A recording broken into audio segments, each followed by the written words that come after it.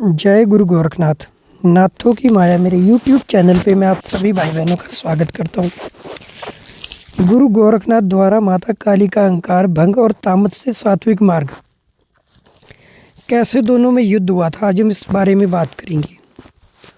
ये कथा है उस समय की जब स्वयं महाकाली अपने तामसिक रूप से सात्विक लोगों पर प्रभाव डाल रही थी और उस शक्ति के अहंकार को भंग करने स्वयं अलख निरंजन के अवतारी योगी राज गुरु गोरखनाथ उनके क्षेत्र में प्रवेश करते हैं। ये कथा युद्ध की है, ये कथा ज्ञान की है और ये कथा है शक्ति को संयम में लाने की। उस समय माता काली शमशान की अधिष्ठात्री थी। रक्त, मदिरा और मांस का भोग स्वीकार किया जाता था। भक्त भय से पूजा करते थे, प्रेम से नहीं। माता का तामसिक स्वरूप इतना प्रबल था कि देवता भी समीप आने से डरते थे। शक्ति थी पर संतुलन नहीं था, और जहाँ शक्ति संतुलित हो जाए असंतुलित हो जाती है, वहाँ गुरु का आना निश्चित हो जाता है। गुरु गोरखनाथ जो शिव के ज्ञान से उत्पन्न हुए थे, अपने कमंडल, खप्पर और योग बल के साथ माता के क्षेत्र में प्रवेश करते हैं। गुरु गोरखनाथ भिक्षा मांगते हैं, माता को भोग नहीं केवल अन्न दीजिए। माता काली क्रोधित हो जाती है। उन्हें लगता है मेरे क्षेत्र में ये योगी मेरे नियम को कैसे बदलने आया। माता काली प्रलयंकाली रूप धारण कर लेती है, खड़ग उठाता है, शमशान कांप उठता है। गुरु गोरखनाथ योग मुद्रा में स्थिर रहते हैं। माता का प्रत्येक प्रहार योग बल में विलीन हो जाता है।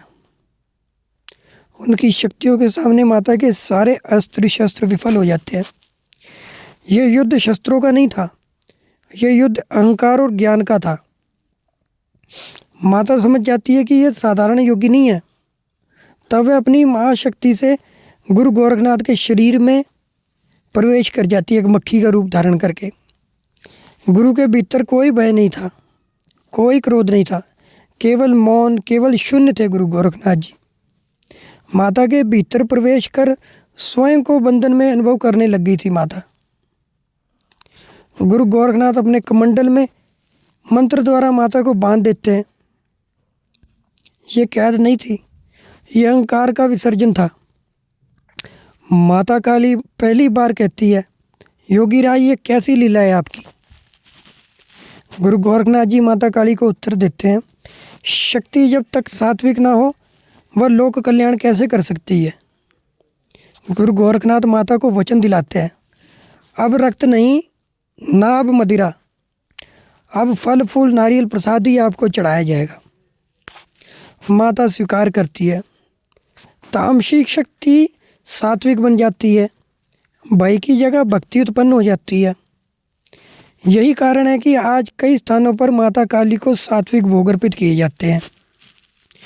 ये कथा हमको सिखाती है कि गुरु शक्ति को नष्ट नहीं करता, वो उसे दिशा दिखाता है।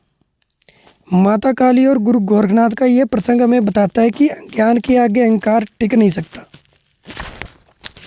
जिन को मेरे द्वारा दी गई जानकारी अगर अच्छी लगी हो तो मेरे चैनल को आप सभी से हाथ जोड़कर निवेदन है कि सब्सक्राइब जरूर करें और बेल आइकन पर क्लिक जरूर करें। आगे भी ऐसी रोचक जानकारी आपको मेरे YouTube चैनल पर मिलती रहेगी। जय गुरु गोरखनाथ। आदेश आदेश।